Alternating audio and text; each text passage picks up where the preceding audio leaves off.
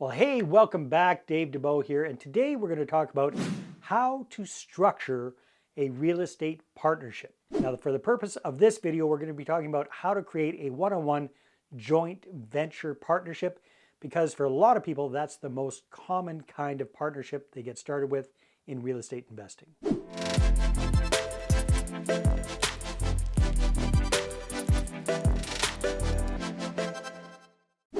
So when it comes to having a joint venture partnership that's successful, it's all about having realistic expectations and clarity up front. It's also about being a positive pessimist, being willing to share the good news and the not so good news, and showing your joint venture partner the love they deserve. Let's dive in and take a look. So the first thing we want to take a look at is realistic expectations. And sometimes when I'm talking with newer real estate investors, newer capital raisers, they're kind of a little bit on the greedy side. They say, well, Dave, why do I want to bring on a joint venture partner and then I have to share in the profits on a deal? I'd rather keep all of the profits to myself. You know what? Fair enough. I get that idea. However, it's a very limiting belief because, again, if you try to do it all on your own, you're going to have to come up with the down payment and the renovation costs and everything that's involved with buying a property, which can be very, very expensive. So that can take you years and years and years to save up that money to get into your next deal. Now, in the meantime, if you partner up with other people, if you do joint venture partnerships like I'm talking about, even if you're doing a 50-50 split where you're sharing the profits evenly, you can do 2 times, 5 times, 10 times, 20 times the number of deals you'd be able to do on your own because you're working with partners. So what would you rather have? Would you rather have the entire pie that's like a Pop-Tart size, or would you rather have half of a bunch of different pies when you're working with joint venture partners? I don't know about you, but I'd rather have more pies, half of a lot more pies, than one entire Pop-Tart. Makes sense, doesn't it? Now, on the other side of the coin, when it comes to working with joint venture partners, one of the big mistakes I see people making when they're trying to bring people on as partners is over-promising and they end up under-delivering. What does that mean? That means they show people what the best case scenario is of a deal and they don't talk about the downside. All right, and how often has a deal gone 100% according to plan for you? Probably not very often, right? So the challenge is, if you're showing people just the good side of the deal, if you're just showing them the absolute best case scenarios, it's very hard to, number one, live up to those expectations. And number two, if they're a fairly astute person, they're going to realize that it sounds too good to be true. And that's probably going to raise a bunch of red flags for them. Their spidey sensors are going to be going off and they're going to be saying, hey, there's something wrong with this. This sounds too good to be true. So it probably is. So my recommendation is that you go in right from the get-go with realistic expectations. Show them what the deal might look like. Show them case studies of deals that you've done before, but don't show them the best case scenario.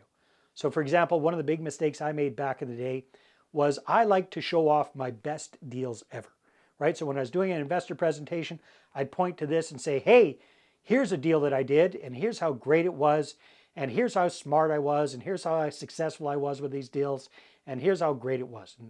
And the challenge with that is, number one, if the person's not accustomed to the kind of returns you can get with real estate investing, it can actually scare them off. If the returns are too high, if the returns are too good, they're going to get spooked. They're going to go, wow, that can't be real. That Dave must be full of crap, right? So they get scared off that way. Or even worse, they get turned on. Their greed glands kick into gear and they say, hey, that's great. I want me some of that, right? And then they've got those expectations of those super high returns. And what are the chances that you're going to hit a home run every single time?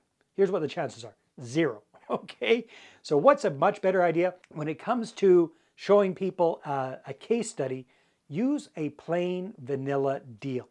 Use just a normal deal that you've done, right? So that way you can under-promise and ideally over-deliver.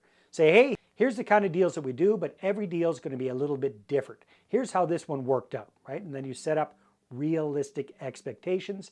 And ideally, with the deal they're going to be doing with you, you under-promise and you over-deliver. You make your projections very, very conservative, and then you do the very best you can to exceed those. Why? Because you're going to look like a hero, right? If the person's expecting X and you give them X plus Y, then you're going to look like a hero. They're going to want to reinvest with you. They're going to want to recommend you and refer you to all of their friends and family as well. And that's how you really start to blow up your portfolio. Now, another really important thing for you to keep in mind when you're working with a joint venture partner are realistic expectations of who's going to be doing what and when. So typically with the kind of joint venture partnerships I'm talking about, you're going to be the active real estate investor. You're going to be the real estate expert, and they're going to be more on the passive side. So perhaps they're coming to the table with capital for the down payment. Perhaps they're going to help you get qualified for the financing for the property. But after that, you're going to be taking care of business. You're going to find the property. You're going to analyze the property. You're going to assemble a team to do the deal. You're going to manage the property, take care of any renovations that need to be done. You're going to find the ideal tenants for that property. You're going to do all of the work. So they're partnering with you because you're bringing the deal, the experience, and the team to the table. And you're making it a very simple thing for them. So make sure you've got understanding on that, because if they think they're going to be actively involved in the deal, that might not be the best case scenario for you, right? If you're planning on being the active investor, too many cooks in the kitchen is going to wreck the soup. So you got to make sure you both understand what each other's responsibilities are and are not. Now, another really important thing is to set up realistic expectations about reporting, right? Because if you're communicating too much for the other person, that's going to annoy them. If you're not communicating enough with the other person, that's going to freak them out. So you got to find out, hey, how often would you like to get together and review things with this property? You want to make sure that you're on the same page. So it might be that at the beginning of the deal, you're getting together once every quarter. Then once they get more comfortable with that, then it might be twice a year. And then as you're going along with the deal, they might be happy just getting together once a year to go over things with you. But you have to have that conversation up front. The other really important thing is to explain and have clarity around payout schedules. So how is your investor partner going to be getting paid? How often are they going to be getting paid? Is it going to be monthly? Is it going to be quarterly? Is it going to be twice a year? Is it going to be annually? Is it going to be a balloon payment? You have to have that understanding clear right up front. Well, hey, are you liking this information? If so, go ahead, click on the subscribe button for this channel and then ring the bell so that you get notified each time we got a new video that comes out. Now, the next thing I want to talk about with having a successful partnership with a joint venture partner is to hope for the best, but prepare for the worst, right? It's kind of like a prenup in a marriage, right? We hope everything's going to go well, but we want to make sure that things are lined up properly if things don't work out. So what I recommend that everything be clearly written out in a contract. Quite often this is called a joint venture agreement. And this is not something that you're going to put together on the back of a napkin. This is something that you're going to invest a little bit in, and you're going to get a lawyer to put together a proper joint venture agreement. Then the other thing I'm going to highly recommend is that you insist that your investor get independent legal advice. That means they're going to get their own lawyer to look over the agreement and make sure that it's all kosher for them. Does that make sense? So your lawyer puts it together, their lawyer is going to review it. Chances are there's going to be a little bit of back and forth there, but at the end of the day, you're going to have a very, very solid agreement that both of you understand and both of you have agreed on. Now, in that agreement, you also want to have some sort of an escape clause. You want to have contingencies in place if the deal doesn't go the way both of you want to. You want to have a way for you guys to get out of that deal. So that has to be set up front. Now, in addition to having clarity on how often you're going to be reporting together, it's very important that in addition to that, you have very clear communication with your joint venture partner. So yeah, you're going to set down what the frequency of your regular reporting is going to be, but you're also going to have a plan in place for, hey, what happens if something goes wrong? How do we communicate about that? How do I let you know if there's some sort of a challenge with the property? So in those cases, you want to make sure that you are communicating not just the good stuff about the deal, but also if there are any challenges, that you let your joint venture partner know about that very, very quickly. Because nothing is worse than letting things fester. Chances are if something's going wrong with the deal, they're going to find out sooner or later. It's always better if they find out sooner. Don't try to sweep stuff under the rug. Be very, very transparent and upfront and say, hey, here's what's going on. Here's what I'm going to do to deal with it. Here's what I'm going to do to mitigate those challenges. What are your thoughts? So always let people know the good and the not so good as well. Now, the next thing I want to talk about is showing your joint venture partner some love. You might be saying, well, Dave, I'm showing my joint venture partner love. I'm just cutting them a check every month or every quarter. They're getting half of the profits on the deal. What more do you want from me, Dave? A lot more, actually. Because here's the deal. You need to understand what your joint venture partner is really worth to you, not just on this one deal, but over the course of your working relationship. When I first figured this out, I was doing a simple little rent-to-own strategy with lower-priced homes. And I crunched the numbers and I figured out that the lifetime worth of an investor to me, or joint venture partner to me, was $120,000. And that blew my mind. It's like, holy smokes, that's incredible.